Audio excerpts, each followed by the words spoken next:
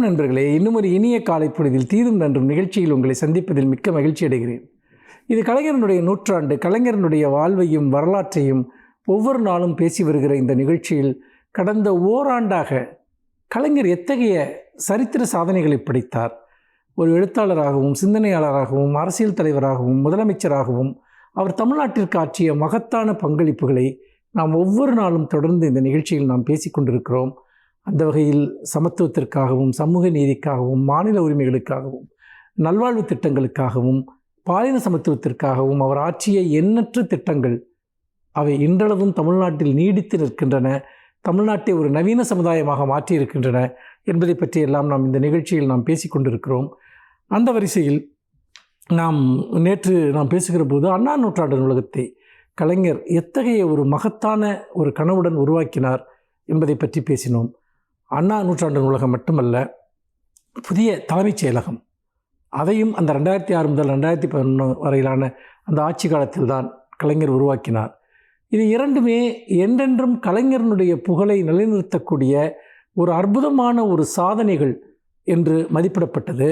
அது கலைஞருடைய சாதனைகள் மட்டுமல்ல, திராவிட முன்னேற்றக் கழக அரசினுடைய ஒரு மாபெரும் ஒரு அடையாளமாகவும் அந்த சாதனைகள் உயர்ந்து நின்றன. ஜெயலலிதா அவர்கள் முதலமைச்சராக இருந்தபோது 2001 முதல் 2014 அந்த காலகட்டத்தில் அவரே இப்போதைய தலைமைச் செயலகத்தை மாற்றுவதற்கு முயற்சி செய்தார். அங்கே இருக்கக்கூடிய இட நெருக்கடி, போதுமான வசதிகளின்மை போன்ற பல காரணங்களினால் தலைமைச் செயலகத்தை ஜெயின் ஜார்ஜ் கோட்டையிலிருந்து வேறு இடத்திற்கு மாற்றுவது என்கிற முடிவில் ஜெயலலிதாவே அப்பொழுது செயல்பட்டார். ஆனால் அவர் ராணிமேரி கல்லூரியை இடித்துவிட்டு அந்த இடத்தில் தலைமைச் செயலகம் கட்ட முயற்சித்தார். அதற்கு அங்கே அந்த மாணவர்களுடைய கடும் எதிர்ப்பின் காரணமாக, போராட்டத்தின் காரணமாக ஜெயலலிதா அந்த முடிவை கைவிட வேண்டியதாக இருந்தது. சுற்றுச்சூழல் அமைச்சகத்தினுடைய அனுமதியும் அதற்கு கிடைக்கவில்லை. ஏனென்றால் சென்னை கடற்கரை பகுதியில் புதிய கட்டுமான பகுதிகள் எதையும் கட்டக்கூடாது என்று அப்போது ஒன்றிய அரசு விதித்த தடையின் காரணமாகவும் ஜெயலலிதாவினால் அதை செயல்படுத்த முடியாமல் போனது என்பதையும் நாம் பார்க்க வேண்டும். இந்த சூழ்நிலையில்தான் கலைஞர் புதிய இடத்தில் புதிய தலைமைச் செயலகத்தை அமைத்தபோது அது ஒரு மிகப்பெரிய அளவிற்கு நவீன வசதிகளுடன் கட்டப்பட்ட ஒரு இடமாக அமைந்தது. காலத்திற்கு ஏற்ப புதிய தேவைகளுடன் அந்த தலைமைச் செயலகம் கட்டப்பட்டது. அது ஜெயலலிதா அவர்களுடைய கண்களை மிகவும் உறுத்தியது.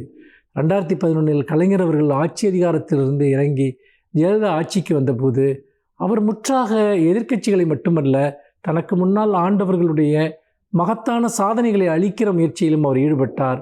அதிலும் முக்கியமாக கலைஞருடைய ஆட்சியின் மீது அவர் கொண்டிருந்த வெறுப்பு என்பது அந்த மகத்தான சாதனைகளை, அந்த காலகட்டத்தில் உருவாக்கப்பட்ட சாதனைகளை அழித்தொழிக்க வேண்டும் என்கிற ஒரு தீராத விருப்பம் அவர் மனதில் இருந்தது. அதன் காரணமாக, அதாவது கலைஞரை கைது செய்த, அதற்கு முந்தைய ஆட்சி காலத்தில் அவர் கைது செய்தது என்பது ஒரு செயல் என்றால், அதற்கு நிகரான செயல் கலைஞர் உருவாக்கிய அந்த புதிய தலைமைச் செயலகத்தை அழித்து விட வேண்டும் என்பது. அதற்காக அதை குழந்தைகள் பன்னோக்கு மருத்துவமனையாக செயல்பட்டு கொண்டிருந்த அந்த தலைமைச் செயலகத்தை, சட்டமன்றத்தை அங்கிருந்து அகற்றினார். அகற்றிவிட்டு மீண்டும் பழைய இடத்திற்கே கொண்டு சென்றார்.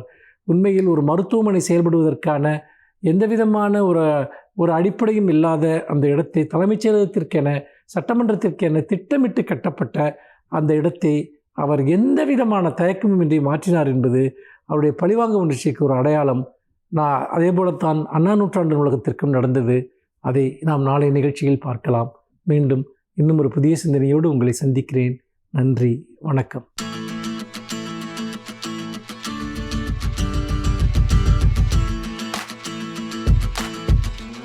வணக்கம்.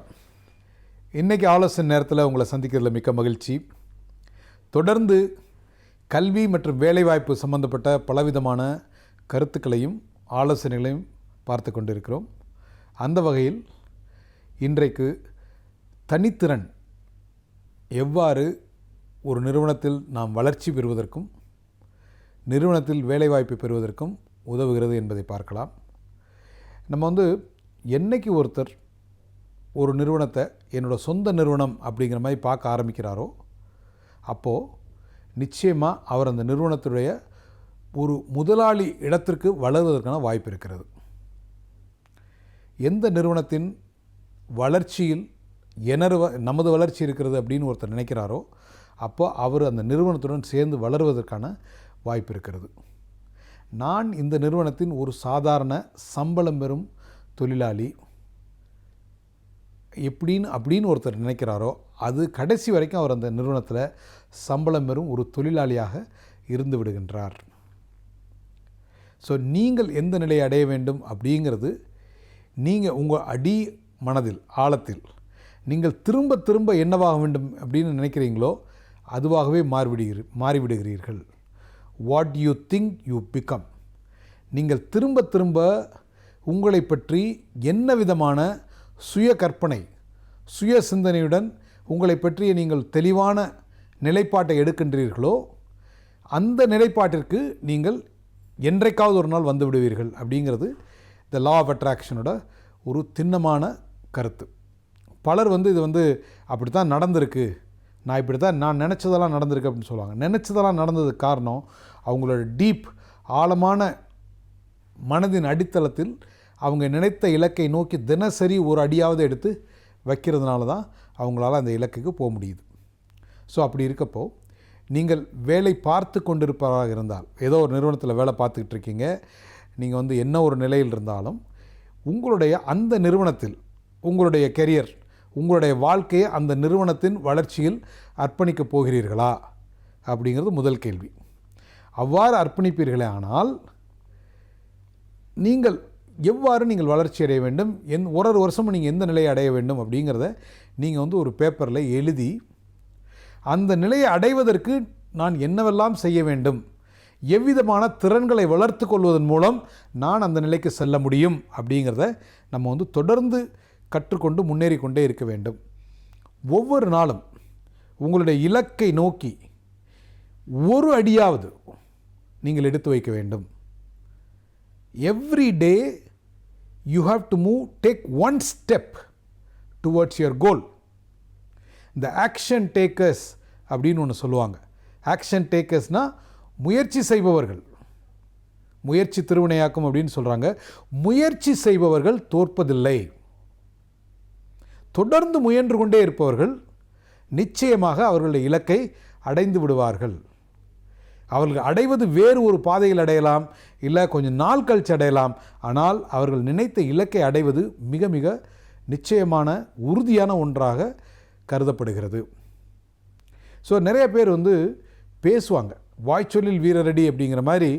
அவங்க நிறையா டயலாக் பேசுவாங்க, நிறையா ஸ்ட்ராட்டஜி பற்றி சொல்லுவாங்க, நிறையா கருத்துக்கள் சொல்லுவாங்க. ஆனால் they don't take action. கருத்துக்கள் சொன்னதோடு அப்படியே நிறுத்திடுவாங்க, இம்ப்ளிமெண்டேஷனுக்கு போக மாட்டாங்க. ஒருத்தர் ஐடியேட் பண்ணி ஒரு புதிய ஐடியா க்ரியேட் பண்ணி அந்த ஐடியாவில் யார் அதை இம்ப்ளிமெண்ட் பண்ணுறதுக்காக தினசரி உழைக்கிறார்களோ அவர்கள் தான் மேலே உயரமாக வளர்கிறார்கள். இன்றைக்கி அந்த ஃபேஸ்புக்கோட ஓனரை சொல்கிறாங்க, அவர் இளம் வயதில் பெரிய உலகத்தின் பணக்காரர் அப்படின்னு சொல்கிறாங்க. அவர் நினைச்ச ஒரு ஐடியாவை அவர் எப்படி ஒரு உன்னதமான முறையில் அதை நடைமுறைப்படுத்தினார் அப்படிங்கிறதுலாம் அவருடைய வெற்றி இருக்கிறது.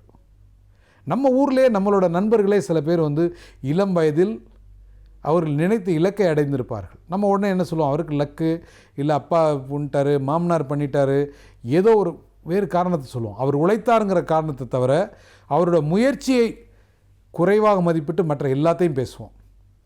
எந்த ஒரு வெற்றிக்கு பின்னாலும் கடுமையான அதீத ஆர்வமும் அதீத உழைப்பும் இருக்குது அப்படிங்கிறத நம்ம என்றைக்குமே மறுக்க முடியாது. எளிதாக மேலே செல்லுகின்ற எதுவும் அதே வேகத்தில் கீழே வந்துவிடும் அப்படிங்கிறது எல்லாருக்கும் தெரிஞ்ச ஒன்று. ஸோ அப்படி இருக்கப்போ ஒரு நிறுவனத்தில் நீங்கள் உங்களுடைய உயர்ந்த இலக்கை அடைய வேண்டுமென்றால் அந்த இலக்குக்கு போவதற்கு என்னவெல்லாம் செய்ய வேண்டும், அந்த இலக்கை அடைவதற்கு என்ன விதமான திறன்களை வளர்த்து கொள்ள வேண்டும், அந்த இலக்கை அடைவதற்கு நாம் எவ்வாறு நம்மை தினசரி மாற்றி அமைத்து கொண்டிருக்க வேண்டும் அப்படிங்கிறத புரிஞ்சுக்கிட்டு தினசரி அந்த இலக்கை நோக்கி ஒரு அடியாவது, ஒரு step, a journey of 1000 miles start with the first step, one single step. ஒரு 1000 மைல்கள் கடப்பதுனா கூட ஒரு அடி எடுத்து வச்சா தான் அந்த 1000 மைல் வரும். ஸோ நீங்கள் அடைய வேண்டிய இலக்கு எதுவாக இருந்தாலும் முதல் அடியை மிக தைரியமாக எடுத்து வைத்து தினசரி அந்த இலக்கை நோக்கி போக வேண்டும். தினசரி நீங்கள் ஒரு மாணவராக உங்களுடைய திறன்களை வளர்த்து கொள்ள வேண்டும். திறன்களை வளர்த்து கொண்டால் நீங்கள் ஒரு இன்றியமையாத அந்த நிறுவனத்தின் வளர்ச்சிக்கு ஒரு இன்றியமையாத நபராக மாறிவிட வாய்ப்பு இருக்கிறது. அதே போல் நீங்கள் இப்போ நான் ஸ்டூடெண்ட்டாக இருக்கேன், இல்லை நான் காலேஜில் படிச்சுக்கிட்டு இருக்கேன், நான் ஒரு நிறுவனத்துக்கு இந்த மாதிரி நிறுவனத்துக்கு வேலைக்கு போகணும், என்னை எப்படி தயார்படுத்திக்கிறது? உங்களுக்கு எந்த நிறுவனத்துக்கு வேலைக்கு போகணுங்கிறது தெரிஞ்சிருச்சு, உங்கள் மனசளவில் ஆசைப்பட ஆரம்பிச்சிட்டிங்க. அனைத்திற்கும் ஆசைப்படு அப்படின்னு சொல்கிறாங்க. சரி, மனதளவில் ஆசைப்பட்டாச்சு. அந்த நிறுவனம் என்ன மாதிரி நிறுவனம், அந்த நிறுவனத்தில் என்ன மாதிரி ஆட்களை எடுக்கிறார்கள், அந்த நிறுவனத்தில் என்ன மாதிரி திறன்கள் அத்தியாவசியமானதாக இருக்கிறது, எந்த மாதிரி திறன்களை வளர்த்து கொண்டால் அந்த நிறுவனம் என்னை நோக்கி கை நீட்டும் அப்படிங்கிறத புரிஞ்சுக்கலாம். இன்றைக்கி உலகத்தில் ரகசியம் அப்படிங்கிற வார்த்தைக்கு அர்த்தமே கிடையாது. எல்லாமே ஓப்பன். ஒரு நிறுவனத்தினுடைய ஃபைனான்ஸ் என்ன ப்ராஃபிட் பண்ணாங்க, யாருக்கு எவ்வளோ சம்பளம், யார் எத்தனை நாள் ஒர்க் பண்ணாங்கங்கிற வரைக்கும் நம்மளால் இன்றைக்கி ஓப்பனாக பப்ளிக் டொமைனில் பொதுமக்களுடைய பயன்பாட்டிற்காக இருக்கிறது.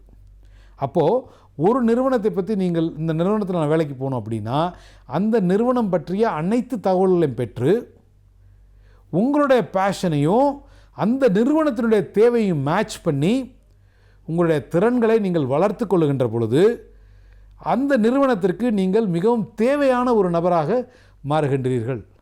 அந்த நிறுவனம் உங்கள் மூலம் பயன்பெறும் ஒரு நிலையை பெறுகிறது. அவ்வாறு அந்த நிறுவனத்துக்கு நீங்கள் பயனுள்ள ஒரு ரிசோர்ஸ், ஒரு பயனுள்ள ஒரு வேலைக்கான ஆட்களாக மாறிவிட்டால் நிச்சயமாக அந்த நிறுவனத்தில் நீங்கள் வேலைக்கு செல்வதற்கான அனைத்து தகுதிகளும் உங்களுக்கு வந்துவிட்டது. வேலை கிடைப்பதற்கான அனைத்து வாய்ப்புகளும் உங்களுக்கு வந்துவிடும். நம்மை நாம் தயார்படுத்தி கொள்வது தான் முதல் படி. அந்த முதல் படியை நாம் செய்வதன் மூலம் நாம் நினைத்த இலக்கை நிச்சயமாக அடைய முடியும். வாழ்த்துக்கள். வணக்கம்.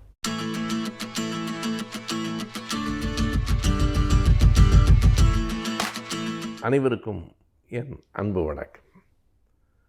தமிழ்நாட்டின் வரலாற்றில் தமிழரே அல்லாத ஒருவரினுடைய பெயருக்கு ஒரு மிகப்பெரிய முதன்மை இருக்கிறது. எப்போதும் ஒரு நாட்டினுடைய வரலாறு, பண்பாடு எல்லாம் அந்த நாட்டை சேர்ந்தவர்களால் தான் தீர்மானிக்கப்படும் என்று கூற முடியாது.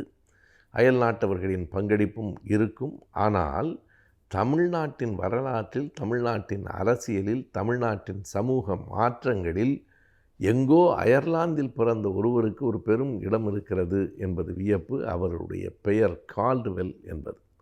கால்டுவெல் அயர்லாந்திலே பிறந்தார். 1838 ஆண்டு இந்தியாவுக்குள்ளே வந்தார். பிறகு 1856 ஆண்டு அவர் ஒரு புத்தகம் வெளியிட்டார். அந்த புத்தகம் இன்று வரை தமிழ்நாட்டின் அரசியலை, சமூக நிலைகளை அது வழி நடத்தி கொண்டிருக்கிறது என்று சொல்லலாம். A comparative grammar of South Indian or Dravidian languages என்பது அந்த புத்தகத்தினுடைய பெயர். திராவிட அல்லது தென்னிந்திய மொழிகளின் அந்த மொழி குடும்பங்கள் பற்றிய ஒரு ஒப்பிலக்கணம் என்று தான் அந்த புத்தகத்துக்கு பெயர். அவர் பிறந்தது அயர்லாந்தில். இங்கே 18 ஆண்டுகளில் பல மொழிகளை கற்றுக்கொண்டார். அப்படி அவர் கற்றுக்கொண்ட மொழிகளில் தலையாயதாக தமிழ் இருந்தது. தமிழ், மலையாளம், தெலுங்கு, கன்னடம், துளு என்று எல்லா மொழிகளையும் கற்றுக்கொண்ட பிறகு இந்த மொழிகளுக்கெல்லாம் சேர்த்து அவர் ஒரு பெயர் வைத்தார், திராவிட மொழி குடும்பம். அவர் என்ன செய்தியை சொன்னார், ஏன் அந்த செய்தி இன்று வரையில் தமிழ்நாட்டில் ஆதரிக்கவும் எதிர்க்கவும் படுகிறது என்பதற்கு காரணம் ஒன்றே ஒன்றுதான். அதுவரையில் உலகம் என்ன நம்பிற்று என்றால், சமஸ்கிருதம்தான் உலகத்தின் மொழிகளுக்கெல்லாம் தாய், சமஸ்கிருதத்திலிருந்து தான் எல்லா மொழிகளும் வந்திருக்கின்றன, தமிழ் உட்பட என்பதாகத்தான் அந்த எண்ணம் இருந்தது. அதற்கு வித்திட்டவர் யார்? சர் வில்லியம் ஜோன்ஸ் என்கிற அவரும் ஒரு வெள்ளை நாட்டுக்காரர் தான். அவர் 18ஆம் நூற்றாண்டின் இறுதியில், சரியாக சொன்னால் 1796 இந்த செய்தியை உலகுக்கு சொன்னார். அதை மறுத்து 1816 ஃபாதர் எல்லிஸ் எழுதினார், திராவிட மொழி குடும்பம் என ஒன்று இருக்கிறது என்று. எனினும் கூட அவர் இளமையிலேயே இறந்து போய்விட்ட காரணத்தினாலும், அவர் இது பற்றிய ஆய்வுகளை நூலாக வெளிப்படுத்தாத காரணத்தினாலும் அது பெரிதாக வரவில்லை. ஆனால் கால்டுவெல் அதை மிக அழுத்தமான செய்திகளோடும் சான்றுகளோடும் 1856 கொண்டு வந்தார்.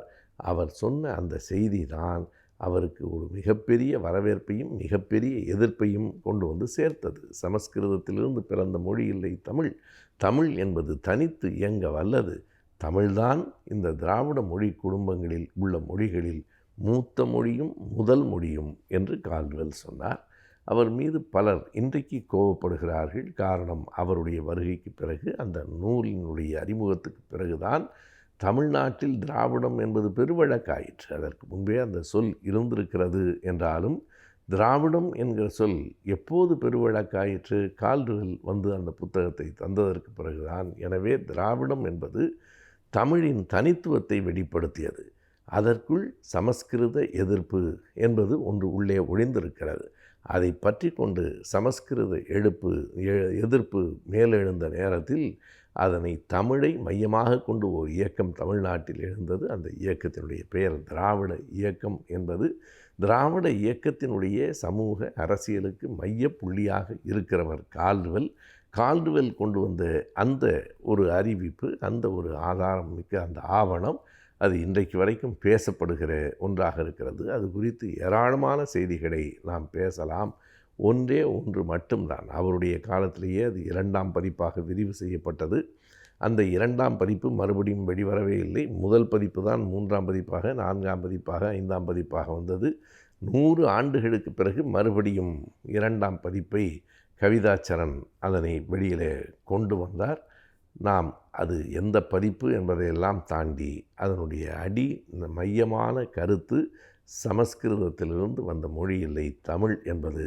எனவே அதனை இன்றைக்கும் பலர் எதிர்த்து கொண்டிருக்கிறார்கள். சமஸ்கிருத ஆதரவாளர்கள் தமிழ் உணர்வோடு இந்த இயக்கங்கள் மேலே வந்துவிடக்கூடாது என்று கருதுகிறவர்கள் கால்டுவெல்லை எதிர்க்கிறார்கள். சமத்துவத்தை நோக்கி, தமிழின் பெருமையை நோக்கி, தமிழின் உரிமையை நோக்கி குரல் கொடுக்கிறவர்கள் கால்டுவெல்லை ஆதரித்து கொண்டே இருக்கிறார்கள். கால்டுவெல்லினுடைய பிறந்த நாள் மே 7.